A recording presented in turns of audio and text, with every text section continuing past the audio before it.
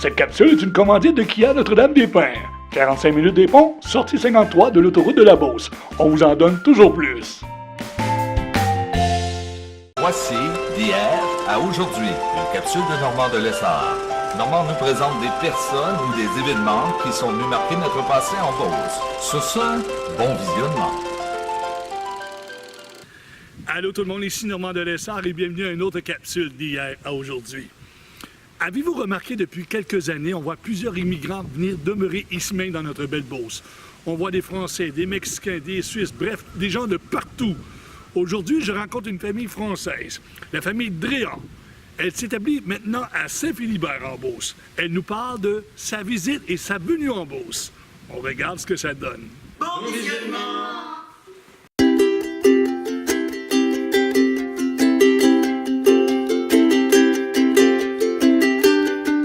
Jean-Marc et Audrey. Et le nom de famille? Dréan. Nous sommes venus de France, De la Haute-Savoie. de la Haute-Savoie, et nous sommes venus nous installer dans la Beauce. Ça fait combien de temps que vous êtes ici, dans la Beauce? Ça fait 1 an et demi maintenant. 1 an et demi. Qu'est-ce qui vous a amené ici au Canada, plus particulièrement la Beauce? En fait, on est venu au Canada. On avait envie de changement, on voulait changer un peu de vie.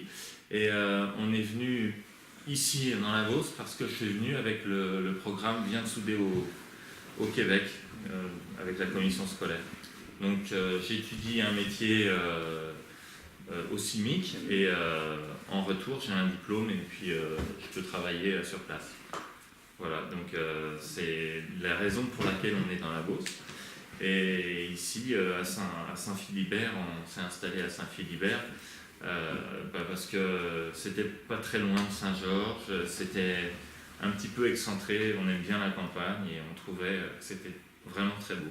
Vous êtes à l'ancien presbytère de Saint-Philibert, mais comment vous avez trouvé, par Internet, les recherches? Comment vous avez trouvé cette maison? C'est ça, sur Internet, on est tombé sur un site Internet de propriétaire à propriétaire et on a eu le coup de cœur, on est tombé par hasard en fait, c'était en dehors de nos recherches, puis finalement quand on a vu cette vieille maison, ça nous correspondait bien, donc on a décidé de l'acheter. Et vous travaillez à la maison? Vous êtes à la maison? Moi, pour l'instant, oui, mais je vais commencer du tutorat en français au cégep d'ici une semaine. Ah, bravo, Oui. félicitations! Oui. Bel endroit, ça! Oui. Souvent, les gens vont dire au cégep, autrefois, on disait le séminaire. Fait souvent, vous allez dire, tu travailles au séminaire. C'était avant, ça devient le cégep, ça s'appelait le séminaire Saint-Georges. D'accord. Fait vous allez savoir. Quand vous êtes arrivé ici, en Beauce, il y a sûrement des expressions que vous avez trouvées assez intéressantes et comiques. Est-ce que vous en avez quelques-unes? Oui, moi, il y en a une qui m'a interpellée. La première fois que j'ai entendu « tasse-toi », j'ai compris « casse-toi ». Sauf qu'en français, « casse-toi », ça veut dire « pousse-toi de là », mais d'une certaine manière un peu impolie. Okay. Et c'est qu'après, avec les enfants, que j'ai compris le verbe se tasser, que c'était se pousser. Ça m'a bien fait rire au départ en me disant « mais on m'insulte là !» Et vous? Moi, c'est l'expression baffer pour meuler en fait. OK. Et moi, ça ressemble plutôt à vas-y, baffe ça. Ça m'a toujours surpris. Toutes les expressions anglo-saxonnes, plug ça. Bon. On parle beaucoup anglais-français. Voilà. Oui. C'est vrai, ça. Mais non, finalement, on s'y fait, on apprend. Et côté d'accueil, l'accueil des Beaucerons, comment ça s'est déroulé? L'accueil, il a été bon. Il a été bon. Moi, j'ai bénéficié de l'aide d'une personne de la commission scolaire. J'avais une marraine, en fait, qui m'a aidé quand je suis arrivé. Et puis, on a été bien accueillis dans l'ensemble. On peut pas se plaindre. Il y a des services à Saint-Georges pour nous aider. Qu'est-ce que vous avez trouvé de plus difficile ici en arrivant en Beauce? Trouver du travail pour moi. Ça a été un premier point assez difficile. Je ne m'attendais pas à ça. Parce que vous avez étudié en... Moi, je suis enseignante de français. Mais bon, ici, il faut un permis d'enseigner. Donc, je savais qu'il fallait reprendre des études et je m'en sentais pas le courage. Donc, mais bon, là, j'ai trouvé dans ma branche. Je suis assez contente. Et, 18 mois, ça va mieux. Moi, c'est la parlure de certains Québécois, de certains Beauce. Des fois, je ne comprends pas. À mon travail, ils sont tous très très gentils, très fins, formidables, des gens bien, là, à Sainte-Rose de Watford, une fabrique de trailers, mais ils sont vraiment tous gentils, mais des fois, ils me parlent, je ne comprends pas. Je suis obligé de leur répéter, puis j'ai l'impression que je suis un idiot, ou je ne comprends pas le français. Est-ce que ça vous gêne de dire ce que je comprends pas ou vous n'osez pas leur dire? Non, je leur dis parce que c'est important.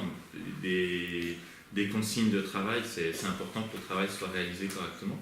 Mais c'est vrai que des fois, c'est moi en fait que ça doit gêner plus qu'eux, puisqu'ils sont quand même plus ouverts d'esprit que ça et ils savent très bien que j'ai de la difficulté à parfois comprendre certaines personnes et certaines expressions. Et en plus, vous travaillez dans une usine dont vous avez entendu sûrement, malheureusement, des sacres québécois. Ah oui. Vous les connaissiez avant, sûrement, avant de venir ici? Non, pas tous. Non, des fois, parce qu'il y a beaucoup de Québécois qui vont en France, des fois. Pas plus que ça, mais là, je dois dire que je commence à être spécialiste. Et c'est toujours... Moi, ce que j'aime dans les sacs, c'est qu'on peut faire des verbes avec. Ça fait assez bizarre. Oui, il y a aussi la façon de prononcer qui montre qu'on est plus ou moins en colère. Voilà, en prononçant les rares comme ça. Pour certains mots que je ne vais pas dire ici. En terminant, s'il y a des gens, des étrangers qui regardent cette vidéo, qui aimeraient venir rester ici au Canada, plus particulièrement en Beauce, qu'est-ce que vous leur dites? Moi, je leur dirais que la Beauce, c'est intéressant pour plusieurs raisons pratiques. Il y a du travail, il y a quand même pas mal de choses sur place, même si tout est éclaté en Beauce, c'est particulier, mais il y a du travail. On n'est pas loin de Québec, on n'est pas loin de la frontière américaine. Moi, je trouve que la région est intéressante.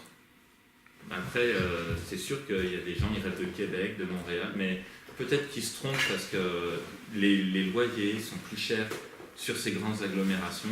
Et ici, c'est presque comme si on avait le meilleur des deux mondes. Et est-ce que les prix, que ce soit l'épicerie ou autre chose, le dentiste, est-ce que c'est comme en France ou c'est plus dispendieux? Pour le dentiste, on a l'expérience actuellement. Plus dispendieux? On a des assurances en France, les mutuelles qui prennent en charge une partie. D'accord. Ici, tout est de notre poche. Oui, c'est vrai. C'est quand même plus dispendieux. On a l'impression que c'est plus dispendieux après. Ouais. Après, pour l'épicerie, c'est comme la France. Oui, c'est pareil. C'est pareil. Il y a une grande différence. C'est peut-être même un peu moins cher, mais ça, je ne vois pas vraiment. Merci beaucoup d'avoir partagé vos souvenirs avec nous. Fort intéressant, puis on vous souhaite un bon séjour en Beauce, surtout une longue vie avec nous. Merci beaucoup. Merci beaucoup, merci à vous. Et dans 5 ans, on va pouvoir se revoir et là, vous allez dire nos expressions.